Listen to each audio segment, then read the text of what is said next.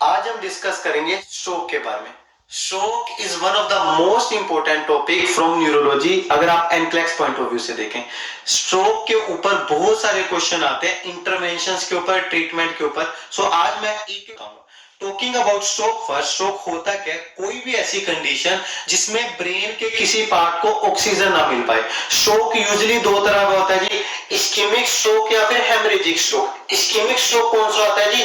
मतलब किसी क्लोट की वजह से हो जाना। क्लासिकली फॉर एग्जांपल, ये पेशेंट के ब्रेन को ब्लड सप्लाई जा रही थी और ब्लड सप्लाई के अंदर एक क्लोट आकर अटक गया, जिसकी वजह से अगले पार्ट को ऑब्वियसली ऑक्सीजन नहीं पहुंच पाएगी, तो ये होता है इस्केमिक स्ट्रोक। इस्केमिक स्ट्रोक की इंटरवेंशन बिल्कुल अलग होगी, अब आप बात करेंगे उनके बारे में। एक दूसरा स्ट्रोक होता है हेमरेजिक स्ट्रोक। हेमरेजिक स्ट्रोक का मतलब होता है जी दिमाग की नस फट जाना। अगर दिमाग की नस फट जाएगी तो प्रॉपरली ब्लड सप्लाई नहीं पहुंच पाएगी किसी एक ब्रेन के पार्ट को, तो पेशेंट को स्ट्रोक वाले साइन एंड सिम्टम दिखेंगे। स्ट्रोक एक ऐसी कंडीशन है जिसमें पेशेंट के ब्रेन को ऑक्सीजन नहीं मिल पाती।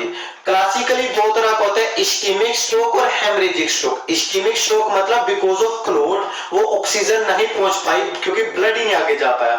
हेमरेजिक स्ट्रोक बिकॉज नस फट गई और पेशेंट के जो प्रॉपर ब्रेन के पार्ट्स है उनको ऑक्सीजन नहीं मिल, ब्लड नहीं मिल पाया, जिसकी वजह से पेशेंट को स्ट्रोक के साइन एंड सिम्टम आए। अब अगर आपको एग्जाम में क्लासिकली मैं आपको बता दूं, स्ट्रोक के क्लासिकल साइन एंड सिम्टम क्या होते हैं?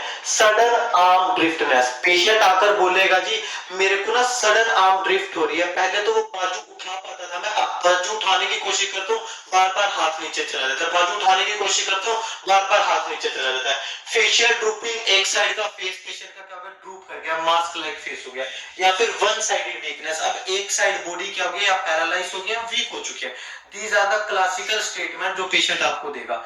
अब अगर आपके पास ऐसा कोई क्वेश्चन आए, patient is having sudden arm driftness, facial drooping या वन साइडेड वीकनेस, तो आपको आइडिया हो जाएगा जी पेशेंट को स्ट्रोक है। वो आपसे आगे पूछेगा आरएन की सबसे प्राइमरी रिस्पांसिबिलिटी क्या बनती है? आपके पास चार ऑप्शन है।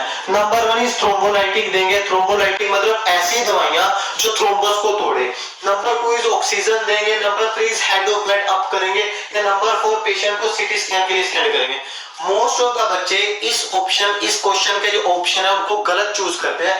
इनमें से कोई भी चूज कर देते हैं, बट ऑप्शन इज पेशेंट को सीटी स्कैन के लिए सेंड करेंगे। क्यों सेंड करेंगे जी? पेशेंट को किस तरह की इंटरवेंशन दोगे, आप थ्रोम्बोलाइटिक दोगे या थ्रोम्बोलाइटिक नहीं दोगे, दैट टोटली डिपेंड्स कि पेशेंट को स्ट्रोक किस तरह का हुआ है। तो वो हमें कहां से पता चलेगा जी? वो हमें सीटी स्कैन से पता चलेगा। तो जब भी पहला क्वेश्चन, जब भी आपके पास एग्जाम में क्वेश्चन आए, उसने बताया नहीं है कौन सा स्ट्रोक है, पेशेंट इज हैविंग स्ट्रोक, वो आया जिसको ऐसे ऐसे साइन एंड सिम्टम आ रहे हैं, बीइंग एन आरएन, आप क्या करोगे? कोई इंटरवेंशन मत करना जी। सबसे पहले उसको डायग्नोस के लिए सेंड करो, सीटी स्कैन के लिए, ताकि आप इंटरप्रेट कर पाओ पेशेंट को इस्केमिक स्ट्रोक है, हेमरेजिक स्ट्रोक है। इसके बिना कोई इंटरवेंशन मत करना, क्योंकि दोनों का ट्रीटमेंट बिल्कुल अलग अलग है। So talking about first ischemic stroke. Ischemic stroke एक ऐसी कंडीशन है, मैं बता चुका जी, क्लोट की वजह से होती है। क्लोट, तो हम पेशेंट को दवाइयां भी कौन सी देंगे? ऐसी दवाइयां देंगे जो उस क्लोट को तोड़े। अब बात करेंगे क्या क्या रीजन है जी इस्केमिक स्ट्रोक है? स्मोकिंग की वजह से। ऑब्वियसली जो लोग बड़े ज्यादा स्मोक करते हैं उनकी बॉडी में क्लोट बनने के चांसेस होते हैं। नंबर टू स्टार लगाकर लिख लेना जी, ओरल कॉन्ट्रासेप्टिव्स। क्यों ओरल कॉन्ट्रासेप्टिव्स? इनमें ना एस्ट्रोजन होता है। दोस्त फीमेल जो कि बहुत ज्यादा ओरल कॉन्ट्रासेप्टिव्स लेती हैं उनमें फ्यूचर में क्लोट बनने के चांसेस बहुत ज्यादा होते हैं, तो इन लोगों में इस्केमिक स्ट्रोक होने के चांसेस है। DVT, deep vein thrombosis condition ऐसी जी पैरों में क्लोट बन गया, अगर वो क्लोट टूट गया, एम्बोलिज्म में कन्वर्ट हुआ तो दिमाग में आकर अटकेगा। लास्ट वन इज जिनकी डाइट में बहुत ज्यादा फैट होता है, उन लोगों में क्या होने के चांसेस होते हैं जी? स्ट्रोक होने के बड़े ज्यादा चांसेस होते हैं। Talking about intervention of ischemic stroke, अब इस्केमिक स्ट्रोक में आप क्या क्या ट्रीटमेंट करेंगे? अब इस्केमिक स्ट्रोक का बेस क्या था? ये क्लोट, यानी कि ऐसी दवाइयां देंगे जो इस क्लोट को क्या करे? तोड़े। सो क्लासिकली हम इस्केमिक स्ट्रोक में कौन सी दवाइयां देते हैं? Thrombolytics. Thrombolytics are those medication जो कि क्लोट को तोड़ती है। वैसे तो रियल लाइफ में हमारे पास बड़ी सारी थ्रोम्बोलाइटिक है, बट एनक्लेक्स अभी तक सिर्फ एक ही थ्रोम्बोलाइटिक को टेस्ट करता है। These are TPA, all drugs ending with ACE। हम थ्रोम्बोलाइटिक की क्या पहचान करेंगे जी? all drugs ending with ACE। अब थ्रोम्बोलाइटिक होती क्या है? थ्रोम्बो मतलब क्लोट थ्रोम्बस, लाइटिक मतलब ब्रेक डाउन करने वाली, ऐसी दवाइयां जो इस थ्रोम्बस को क्या करते हैं, ब्रेक डाउन करते हैं, जो इस थ्रोम्बस को क्लोट को तोड़ दें। तो मेडिकेशन का नाम क्या है, थ्रोम्बोलाइटिक्स, और इसकी अलग कैटेगरी क्या है, इसका दूसरा नाम क्या है, टीपीए। तो अगर आपको एग्जाम में आएगी क्वेश्चन टीपीए के ऊपर, वो थ्रोम्बोलाइटिक्स से ही पूछ रहा है। टीपीए या थ्रोम्बोलाइटिक्स क्या होते हैं, all drugs ending with ase, ASE, classically streptokinase, alteplase, reteplase, जिस भी ड्रग के पीछे ASE लगा होगा, all those drugs are thrombolytic। इनका काम करता है क्लोट को तोड़ देना। किस शॉक में दोगे जी आप, इस्केमिक शॉक में थ्रोम्बोलाइटिक्स दोगे। अब थ्रोम्बोलाइटिक इतनी खतरनाक मेडिकेशन है, अगर ये क्लोट को तोड़ सकती है तो इनके साइड इफेक्ट भी बहुत ज्यादा होंगे। तो मेक श्योर करना आपको एक एक साइड इफेक्ट बताओ। Number 1 thing is it is one time push drug, ये सिर्फ एक बार ही जाती है, ये बार बार नहीं जाती, आज कल परसों चौथ ऐसे नहीं जाएगी, वन टाइम पुश ड्रग होती है। फॉलोड बाय, इसका सबसे अच्छा असर कब होता है जी, if it is given within 3 to 4.5 hours of incidence. आपको एग्जाम में क्वेश्चन आएगा थ्रोम्बोलाइटिक सबसे ज्यादा असर कब करती है, if it is given in within 3 to 4.5 hours of incidence. Patient को स्ट्रोक हुआ है, आपने डायग्नोज कर लिया, सीटी स्कैन कर लिया, हमें पता चला कि इस्केमिक स्ट्रोक हुआ है, सबसे पहली मेडिकेशन आप थ्रो, और ये सबसे ज्यादा असर कब करती है, if it is given within 3 to 4.5 hours. Number 1 thing, ये इतनी स्ट्रोक मेडिकेशन आपने पेशेंट को एबीजी किया यानी कि प्रिक किया, आईएम किया या सबक्यूटेनियस इंजेक्शन किया, तो पेशेंट को ब्लीडिंग हो जाएगी। तो मेक श्योर करना आप आफ्टर थ्रोम्बोलाइटिक एटलीस्ट 72 आवर्स तक आप पेशेंट को एबीजी, आईएम या सबक्यूटेनियस इंजेक्शन नहीं लगाते, मेक श्योर करना।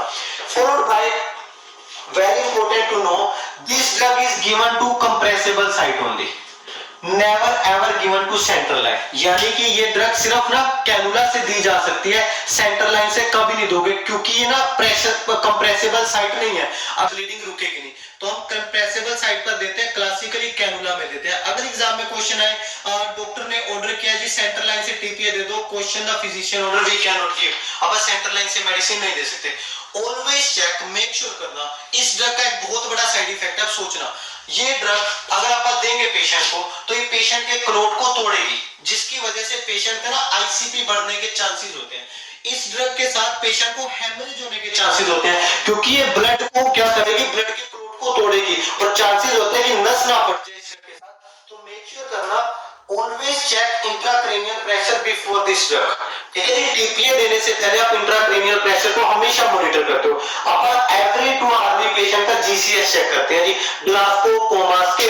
अगर पेशेंट का इंट्राक्रेनियल प्रेशर बढ़ा होगा, you can not give this medication. क्यों, क्योंकि इस ड्रग के साथ चांसेस होते हैं ये हेमरेज ना कर दे, ब्लड वेसल को रप्चर ना कर दे, तो अपन ब्लड वेसल्स को हमेशा हेमरेज को चेक करना है।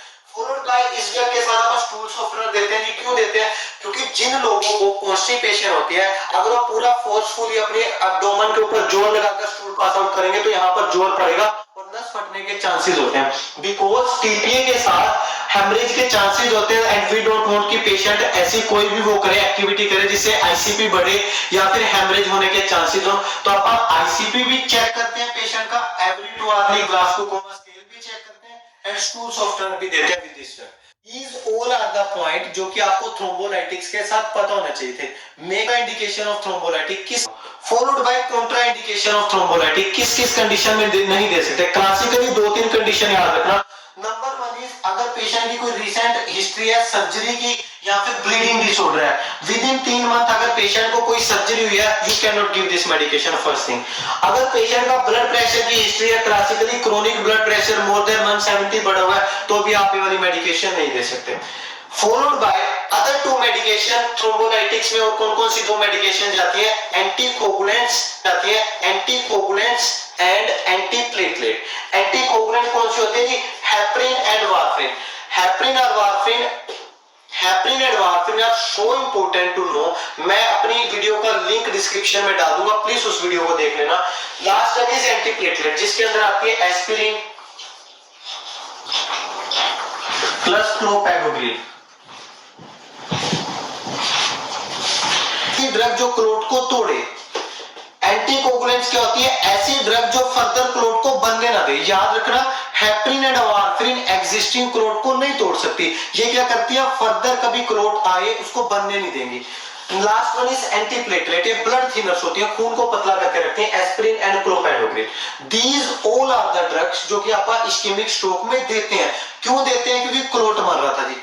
फॉलोड बाय पोजीशनिंग के ऊपर क्वेश्चन आता है जी, आप इस्केमिक स्ट्रोक में पेशेंट की पोजीशनिंग क्या रखोगे? आप समझना, इस्केमिक स्ट्रोक में कोई ऐसी कंडीशन थी जिसमें क्लोट की वजह से पेशेंट के अगले ब्रेन के पार्ट को ऑक्सीजन नहीं मिल पा रही थी, तो हम ऐसी पोजीशन देंगे कि पेशेंट के जो ब्रेन को ब्लड पहुंचे। या तो पेशेंट को सुपाइन पोजीशन देते हैं, टर्लेंडरबर्ग पोजीशन देते हैं, ताकि ग्रेविटी के थ्रू सारा का सारा खून कहां पर आए? ब्रेन की तरफ आए और पेशेंट के ब्रेन को ब्लड मिले। कौन सी पोजीशन नहीं देंगे हम?